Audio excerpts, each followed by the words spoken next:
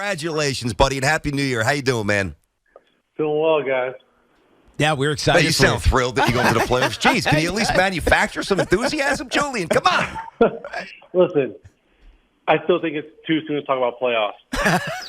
What? He's joking. Oh, man. I'm kidding. Attaboy. There we go. But you guys, I mean, we know that it was in the recesses of your mind, even if it wasn't coming through your spoken words, the playoffs. But now that it's happened, and what was the emotion post game? I mean, it's the destruction of the Indianapolis Colts, which was fitting and it was awesome and it was great to watch. But what was the emotion for you guys after last week, knowing that you'd punch your ticket to the second season? It was exciting. You know, a lot of guys were obviously fired up and passionate. There's a sense of emotion. You know, if you've been here the past, bunch of years, like I've been here the past couple of years, and,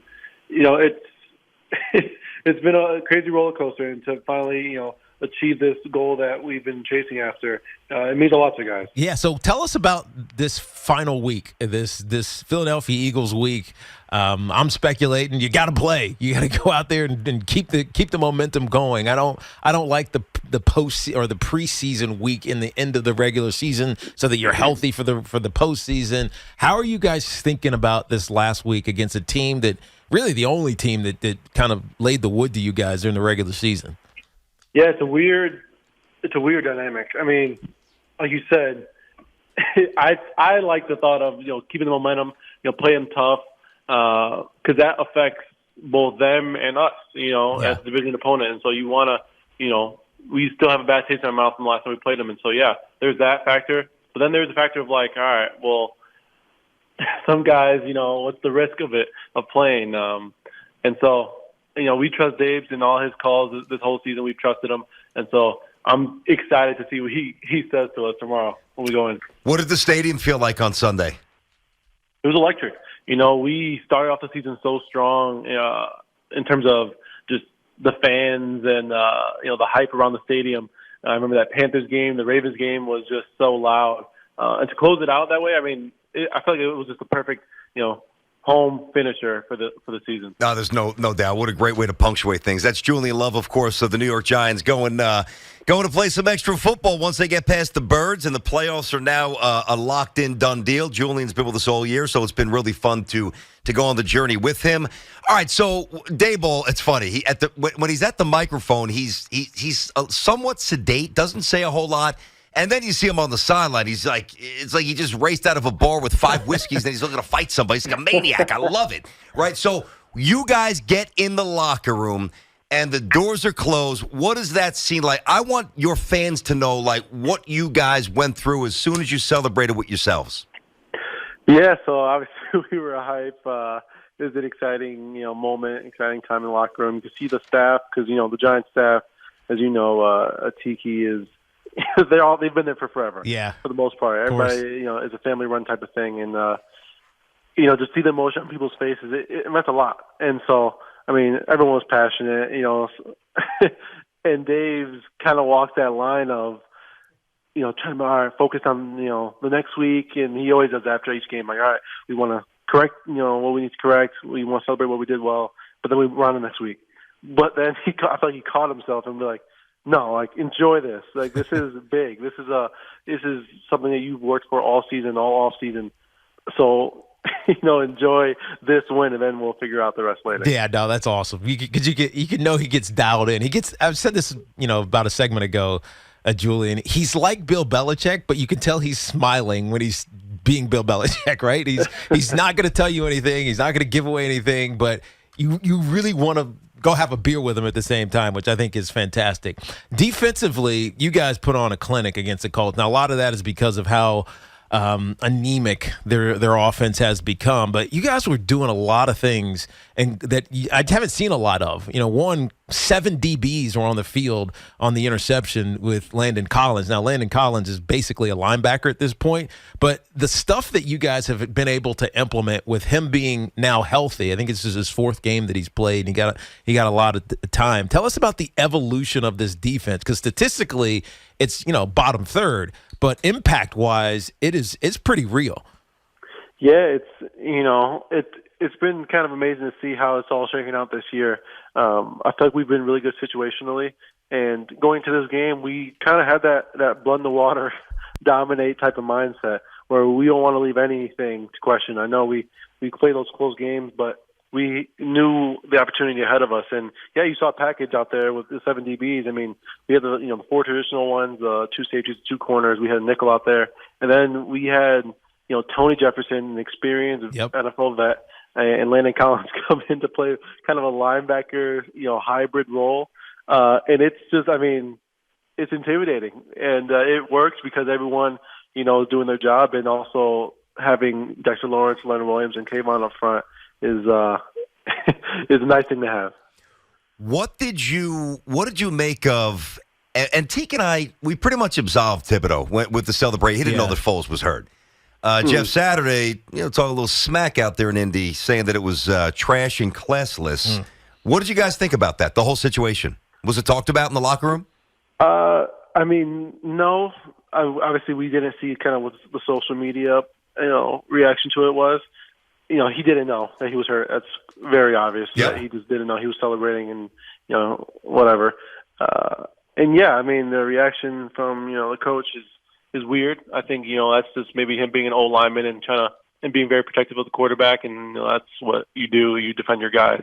Same way our guys defend Daniel Jones when he got hit while he was attempting to slide. And so I don't know. We don't pay any attention to it. I'm sure Kayvon pays zero attention to it. Yeah. That's a weird comment. Jeff Saturday was more pissed that his offensive lineman did nothing. Right. I don't blame him about that part. He should be pissed about but that. But that's what he should be pissed about, I not agree. Kayvon. Yeah, no, Kayvon I totally agree. Kayvon's eyes were closed. He was doing a snow angel. His eyes were closed. Exactly right. He wasn't paying attention. A little aloof, I got you. But he's a rookie, whatever. I didn't think that was malicious, and I think you've got to weigh things properly. So Julian's with us here. Julian Love of the Giants. Julian, just, having worked with Tiki so long and knowing the game and watching the game, I know how you guys process things. It's, snap to snap, week to week. I think if you kind of step back and you look at the big picture too often, you could trip and you guys can't live in the future. But I am curious, how you feel knowing that, you're a big part of this Giants renaissance. And you look at the teams in the city, the Yankees and the Giants have always led the course, the bastions of greatness and the threat of professionalism in New York sports. And your first 3 years have been rough, man. A 4-12 season, 6-10, 4-13. You were a big part of the renaissance. What does that personally mean to you? It means a lot. I'm a competitor, like everybody on the team, but, I try to be as selfless as I can to make an impact in any way I can. That's been my role these past bunch of years. And this year my mindset has just been, I got to make a change. Like, it's last year, my contract. I got to just, all money, all that stuff aside, I just want to make an impact for the city because I know it means a lot to the city and this community. And so, to have this, it is pretty special. And it's also nice, when you're winning, you get invited to things in New York. You're going to Knicks games, you go to Yankees, all the, Rangers, the whole. Yeah. And not just those three, obviously. Hey, you don't dread coming on the radio? Because trust me, if you guys were 4-12, we'd be burying you. Listen, I am grateful. I am grateful that I'm not. Yeah, you can thank us, right? You can thank us for the success. Tiki would ask you the soft questions. I would ask you the tough ones. No, when you were off, I did not take you to something. Julian, tell him I came hard. You were your boy? Yeah. I went hard at him. First question, why did you drop the interception? Why did you drop that interception? I never got to ask you that, Julian. He didn't even drop it. He just went for the interception and missed it, and they scored a touchdown. The Eagles game we were talking about. Yeah, I heard Tierney was off. I'm like, okay, I'll hop on. Tiki's going to be, take it easy. First question, the heavy hitter. I'm like, damn. I taught him well, Julian. Right. Hey, Julian, are you guys, this is what I feel, that this team is coming together at the right time, and I mean that health-wise, and I think that's why Coach Dable said to the media, and I'll be interested, to find out what he says to you guys tomorrow as well, but he's going to do what's right for the team. But Xavier is back. McKinney is back in the secondary. Landon Collins, who we just talked about before, he's feeling healthy and he's being impactful the last few games. Offensively, Daniel Jones looks amazing, and Saquon's getting back to that same groove. You guys are getting right at the right time, which makes me question, how far do you feel that this thing goes? Is this thing not just hey, we made the wild card, let's get them next year, or anything can happen? Oh, no, yeah, for sure, anything can happen. we've been, the injury bug caught us, mid-season, unfortunately, and to have guys back and to catch momentum at the right time, these past 3 games have been, we've been getting after, and we've been close to getting to where we know we can be. And so, yeah, we got a shot now. We got an invite to the dance, and now anything goes. It's a week-to-week basis. I mean, the Giants of all teams should know, like, that's how, good things can come from, having that last spot. And so, yeah, we're excited for this opportunity. But, yeah, it's not we got it, like, we achieved our goals. Like, this was one goal on a path to, winning a championship. That's the end goal at the end of the day. But, yeah, this is a great start.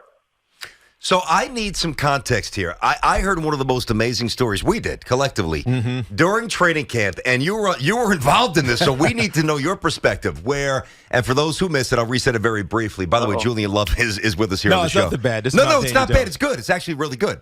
It's slightly devious on the part of your head coach, but it worked out well.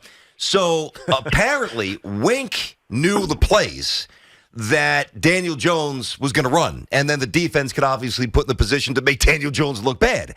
When Tyrod Taylor was under center, it was different plays just during the summer, different plays, and then Tyrod Taylor was able to shine because you guys didn't know. Now, I know that Wink knew, and the reason this was done was to test the mettle from Dable's point of view of his new quarterback that he inherited. Number one, did you guys know as a defense what was going on? And number two, if you didn't, were you sitting there saying, man, Daniel Jones sucks? Maybe Tyrod Taylor should start. Oh, man. Yeah, that I heard that. I was talking to Darius Slayton about that yesterday, and we were kind of laughing about, like, do you think they actually did that? But there was a period early on when our starting defense was completely getting after it. I wouldn't put it all on Daniel, but we were whooping the offense's ass, like, for a good portion of time. I remember we kept hearing the reports. and then Tyrod, he was going off with the twos and doing his thing, but I attributed it to he's not going against our starters, and so. Yeah, I mean, looking back, we were laughing like, man, did they actually do that? That's kind of okay, but you didn't know. So it wasn't like Wink said, hey, listen, they're going to run a 32 scat, whatever, and you guys and make them look bad. You didn't know. No, not at all. Okay, gotcha. But given now the context of this story, how much more respect do you have for Daniel Jones? Because he's really evolved, and you know this because you've been with him the whole time, Julian. He's really evolved into the leader in large part the whole team, but definitely the offense. Oh, for sure. I mean, he's leading the charge and making sure guys know all they need to know. Our offensive playbook is ridiculous. The amount that these guys have to retain is unbelievable. And Daniel, like a quarterback should, knows it all. And having guys in and out, I think shows a lot of his mental strength and his patience level and his competitive level because he wants to be winning. This is an important time for him. As it is for a lot of us. And so, yeah, I mean, I already think the world of Daniel. And so just stuff like that, I mean, quarterback in New York City is just, I give him the ultimate respect. Yeah, so you talked about this being a contract year for you. We know that you're going to get re-signed because you got to do this with us for the next few years, every Tuesday. Put that into the contract. Exactly. You give us some nuggets here, we will. But Daniel Jones, I mean, it's important. It's not your decision, but do you want to see him be the Giants quarterback, your Giants quarterback going forward? I do. He's a guy who is extremely talented. And he's a guy who has taken all the blame, even though I didn't think it was warranted that he should have all of it. And I think he's the perfect person for the city. He's not a guy who cares about the flashy stuff. He's not a guy who cares about, the social media part of it, the pride and the excitement of being a quarterback in the NFL, let alone New York City. And so I think he's the perfect guy for the job, and he's done a great job this year. And obviously, you want to keep growing, not just level off. And I think he will. He's been awesome. So much respect for what he's done. So Julian, before we let you go, it's Julian Love of the Giants, of course, here on Tiki and Tierney. I know I've asked you early when I was getting to know you a little bit, and I think in September I said, hey, you're the kind of guy who watches a lot of football when you're not playing. He said, I'll check in, I'll parachute in, but you want to enjoy your family, which we all totally respect and get.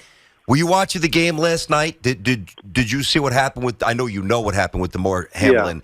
Did you see it live? And if not, what are your thoughts on what transpired aside from ultimate sadness? I did see it, and it is extremely sad. I'm very familiar with Damar. We were growing up on the recruiting circuit in the Midwest throughout high school together. And he just, just a quick story about him is he's a guy who he was the bar for me in high school. I went to a small school. He went to a kind of a powerhouse in Pittsburgh. I think he went to Dan Marino's high school, if I'm not mistaken. Central Catholic. Yes, right? Central Catholic. Yeah. Exactly right. Yeah. And was a stud, complete stud. And so then he kind of set the bar, and we maintained in contact. He's close with a lot of us that were at Notre Dame because he could have been a part of that class. But he went to Pitt, and it's scary. Dude's my age, and so there's so many emotions, so many thoughts are in your mind. And all you can hope for is to hear something good come out, a good report come back. And so me and my wife are patiently waiting, but it's for sure scary. Would you have been able to play after something like that? It's different than the Achilles or the knee, obviously. No, not at all. Yeah, absolutely not. No, I think that's bigger than a knee injury, ankle injury. That's life or death. And so no chance. Right away, I think I would have been shut down. And it affects you. It's not just for the day, that moment. It affects you, going forward. Mm-hmm. Yeah, emotionally, as a teammate. You know this because you've been doing it now for 4 years, but I did it for a decade. You become like family. You become brothers with everybody that you're playing with, and even across the game. The guys I'd never even stepped on the field with or against, you still feel like you're part of the family. So our thoughts and prayers go out to Damar Hamlin. I know you feel the same way, and for the Bills family as well. Yeah. Appreciate you guys. So, Julian, good luck next week, whether you're playing lots of minutes or not. I saw that you dipped below 100% for the first time this year. Played 95% of the snaps, not 100% of the snaps. You're getting lazy over here, Julian. I'll take that when we're pulling some starters in that fashion. It's garbage time. Nothing wrong with that, dude. But good luck to you next week, and we look forward to talking to you. Thank you. And let me say this real quick. I heard you guys talking about the Knicks. Julius Randle's. I went to the game yesterday. And he's a Knicks fan. He knows. Okay. Julius Randle's a stud, but I had the chance to watch Jalen Brunson in high school. He's from kind of Chicagoland area, and don't sleep on that guy. I've seen that man score 56 points in the state championship game.